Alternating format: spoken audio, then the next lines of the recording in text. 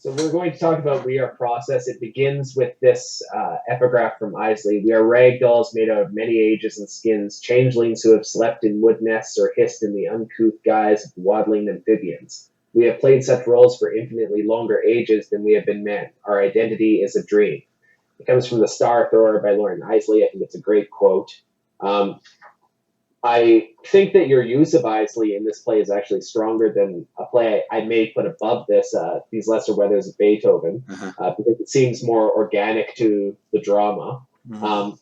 But speak a little bit about it's interesting that you begin with the Cassie character to introduce Emma, but it also has a subtitle, The Hollywood Moment. And it seems, even though you focus on the one singular Hollywood moment, there are several of them that one could interpret.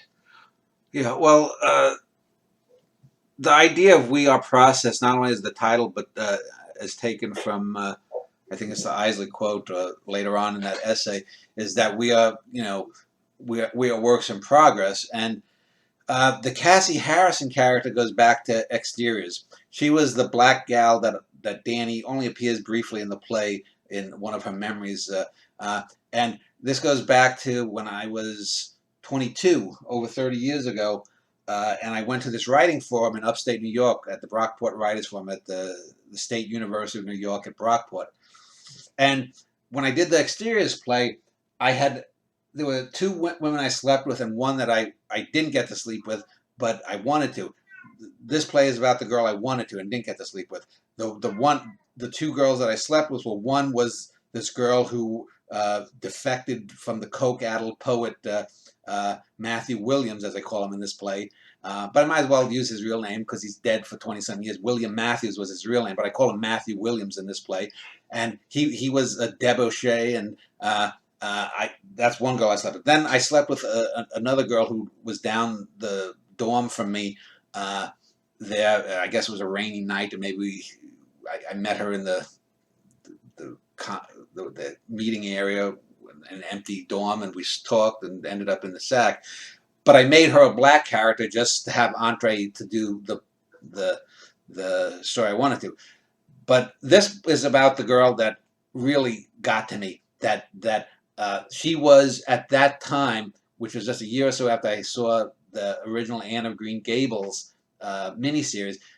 She would have been the closest thing to an Anne of Green Gables that I could have thought of. She was someone who had some talent as a writer, more so than the Desdemona character from the play we just spoke about. Um, and she was living with this family. The woman who ran the Writers Forum, her husband who was a professor there, and this young kid who was probably a year younger than me. She was, I think, a year older than me, just like the Cursed Drake character was a little bit older. And uh, I remember she looked like she came out of a Walton's the Walton's TV show, in that she made her own dresses. She didn't wear makeup. She didn't, because whales died for that or whatnot. And she was this typical kind of I mean, she was a hippie 15 or more years after the hippies sort of died out. Yes, the character is Will Jonas. You mentioned him, I think, in a memoir, and you talk about his Hunters in the Snow poem. It's interesting. Yeah. I wanted to talk about. I mentioned it previously. Although I call him a different name, you have to remember I use different names. So if you go around through all of my novels, you might find the same. You might find 4 or 5 differently named characters based on just one person.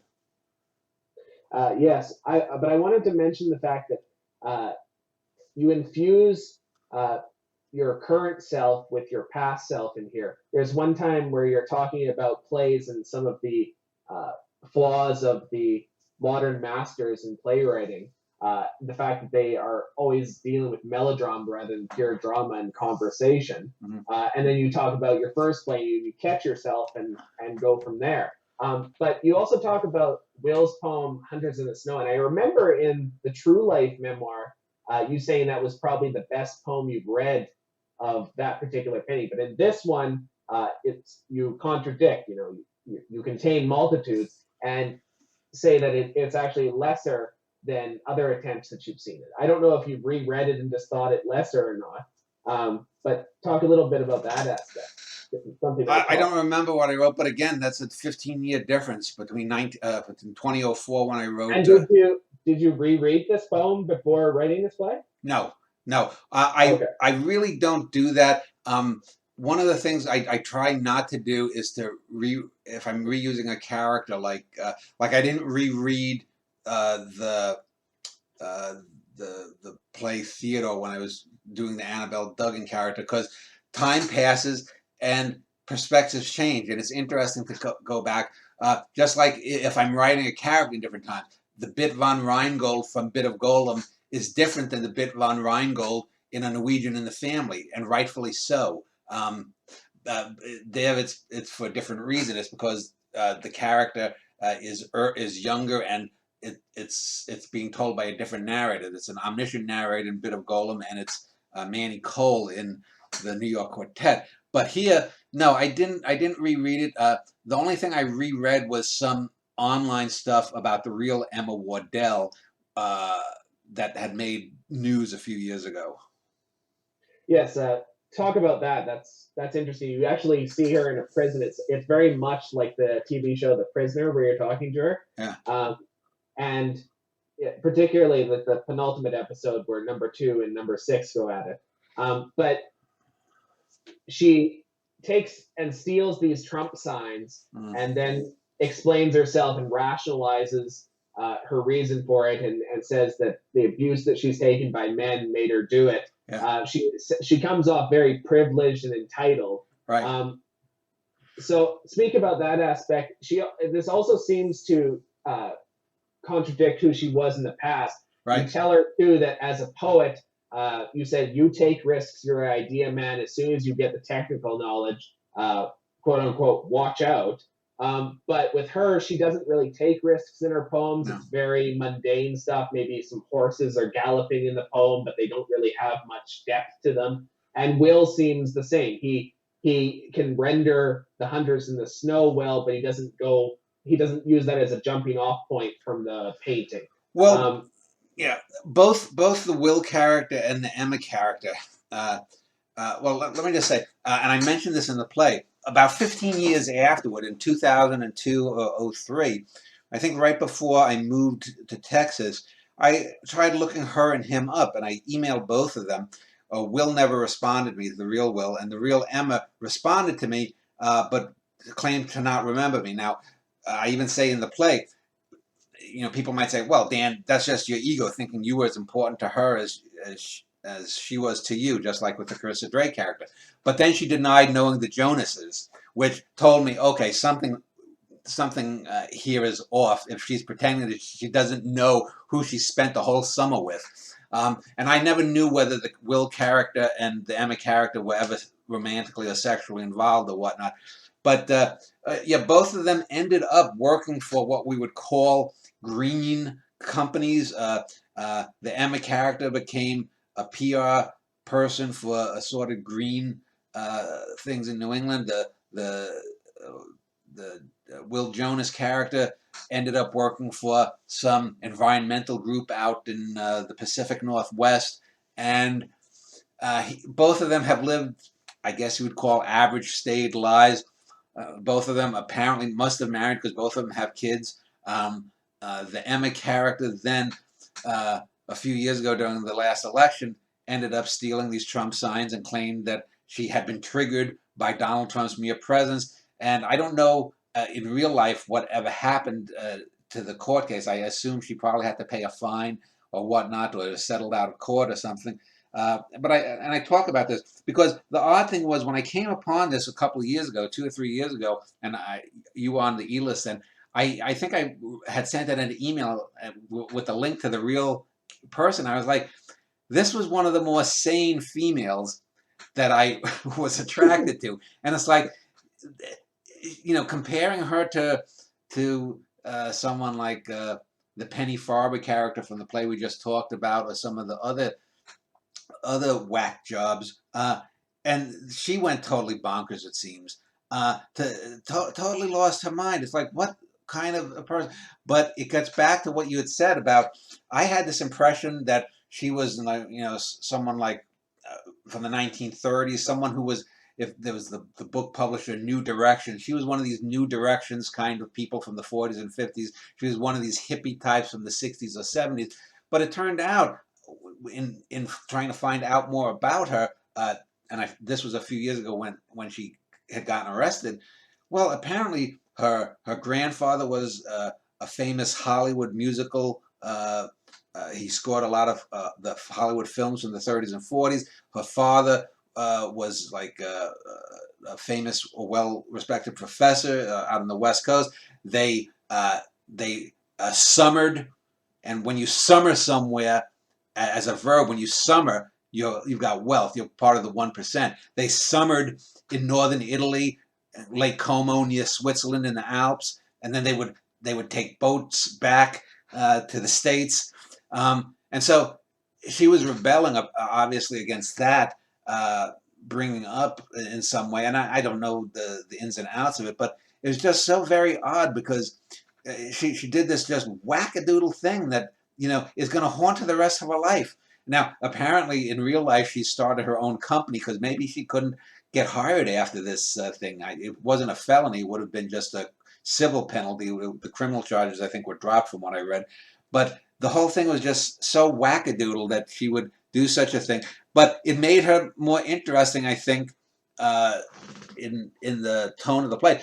But it also, one of the things I liked about this play is not only did it get me to bring back the Cassie character, but it got me to bring back Big Al from Big Al's Gina. I was going to mention that. Yeah. You really have to read these plays in order. Yeah. Not only to see the artistic arc, but because every time Big Al makes an appearance, because of Big Al's Gina, there's such pathos to it each time.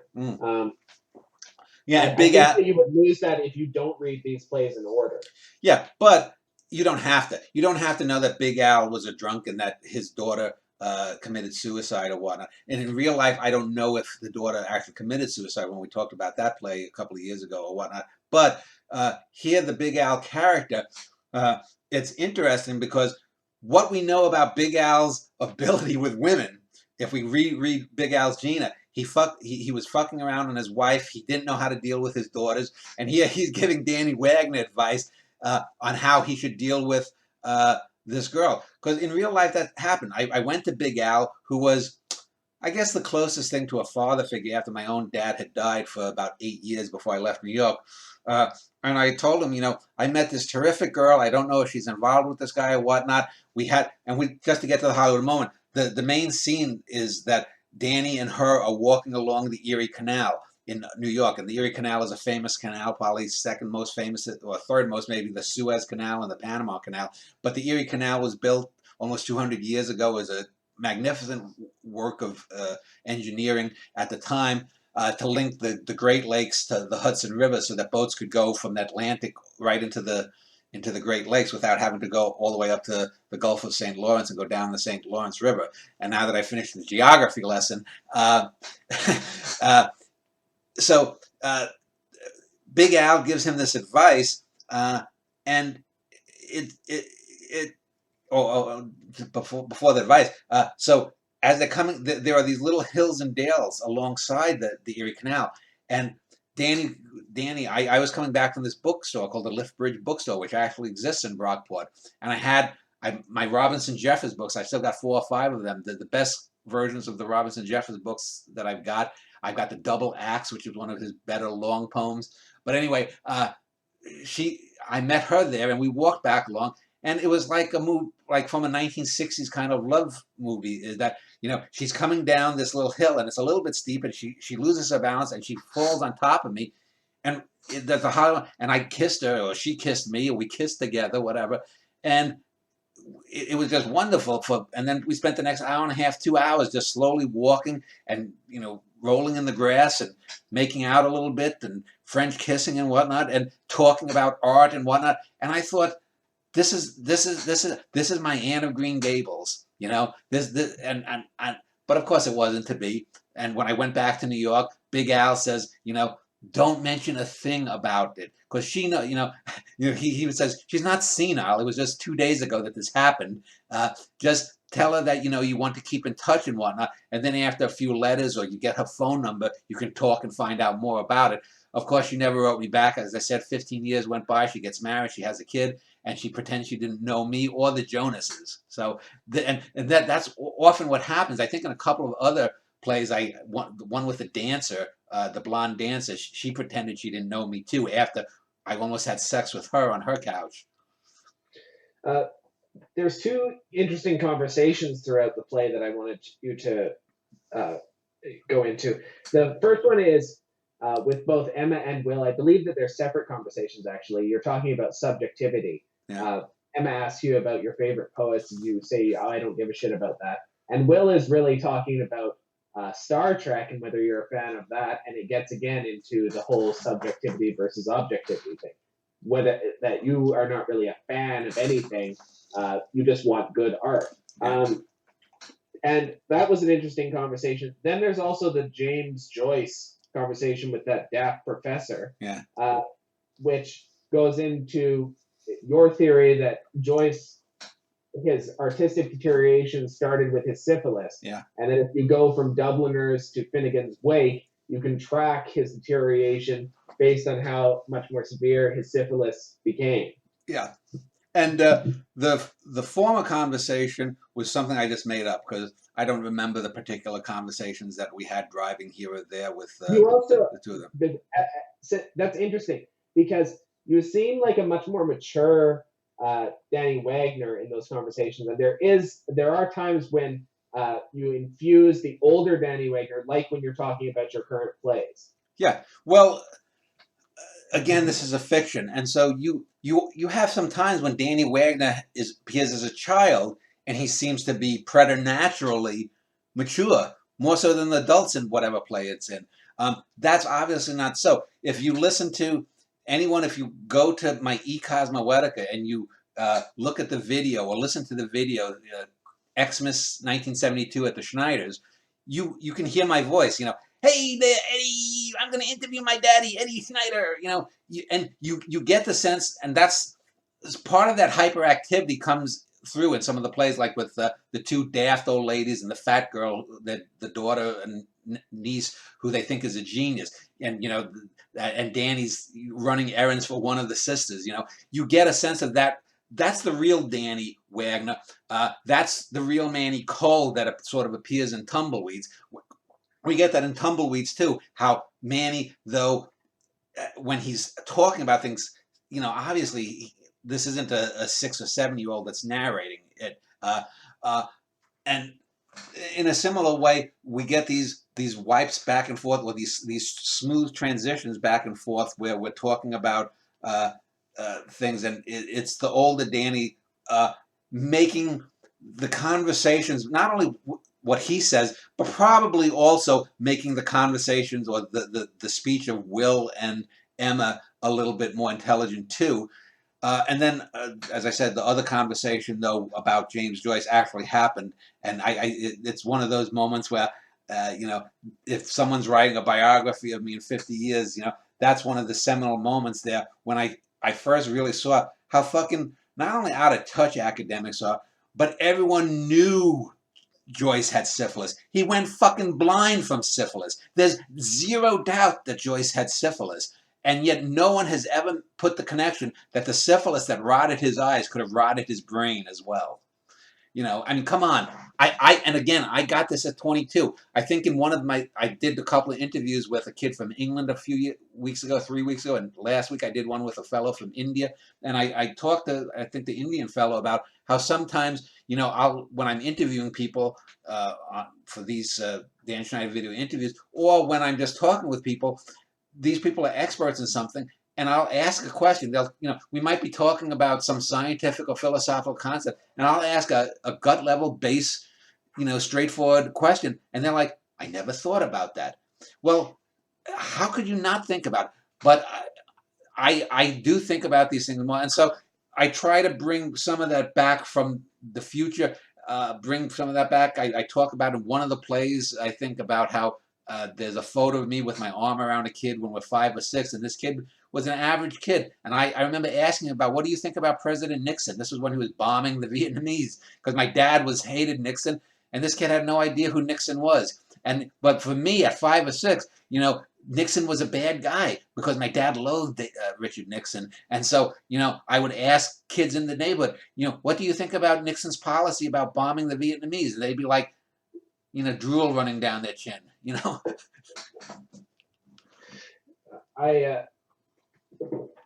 I've only read for the double X the humanist part. You say that it's one of his better long poems. I'm just looking through it here. It seems like a 50-page poem just with the Inhumanist. Is it almost epopee length? What length? Epopee? Epopee. Okay. Epopee isn't defined by length. Epopee is defined by the genre, by the hallmarks of epic poetry, that you have a certain hero and the hero goes on a quest. I only mean traditionally in the sense that it's like, you look at these Greek. Oh yeah, it's probably 80 to 100 pages total. The Inhumanist is maybe 45, 50 or something, whatever it is. It's been years since I read it. Some of the people who ask me these questions, they'll pick out something I wrote in something about a play or a book that I read or wrote about 15 years ago that I read 30 years ago, and it's like, I don't remember the actual thing. I'll stick by what I said unless I'm proven wrong, but I can't. Jessica was asking me before about or was it you, the Gulag Archipelago you mentioned. Now, I can't tell you other than the overall thing that it's an excellently written book, and I've got the condensed version of it. Jessica's, I think, read the whole Gulag Archipelago by Solzhenitsyn, but so she would remember scenes. I can remember scenes from that. If you brought them to me, I can remember the end of Crime and Punishment. I can remember certain scenes from Moby Dick. The smell of bread from A Tree Grows in Brooklyn. But, I can't even remember, half the things I write in these plays that are only 3 or 4 months gone by. But that's the interesting thing is when I write these plays, it's like I turn on the spigot and boom, 5 or 6 different sources come to me, bam, and these ideas just knock against one another and find their own poesy of parallax between them. And that's a good term, though, the poesy of parallax. And it just works for me. It's one of those things that I know. This is why I know I can't teach anyone about that. It's something that I have. That's not to say that you couldn't use it or learn from it if you're reading the stuff. But, a lot of these young kids that write me, or someone like you, or someone like Alex Sherriman, or even Jessica to a certain degree. Jessica has her own way of doing things. I can't make her write greatly in my way. Just like I could write. I could write more greatly and mirror Jessica more easily than she could me. And it's not because her stuff is more simple. It's more classical. Whereas with me, like I said, there's this mishmash of stuff, and I can make a Frankenstein's monster out of things that you wouldn't even think of putting together. It's also interesting as you remember these books, how you remember very small things. Yeah.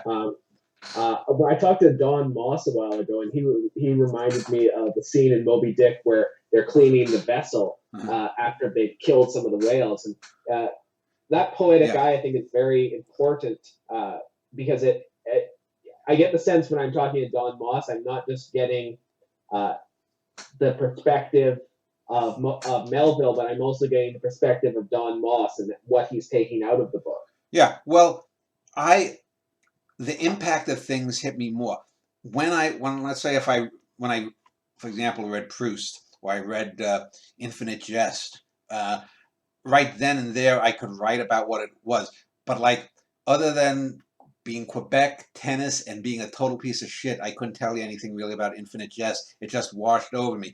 Proust has the famous scene with the biscuit. It has there's a scene I think where he's in jail. There's something with a desert, and these are things. Proust, as I said before, there's 300 great pages of writing and 3,000 pages of shit. Most of them are from Swann's Way.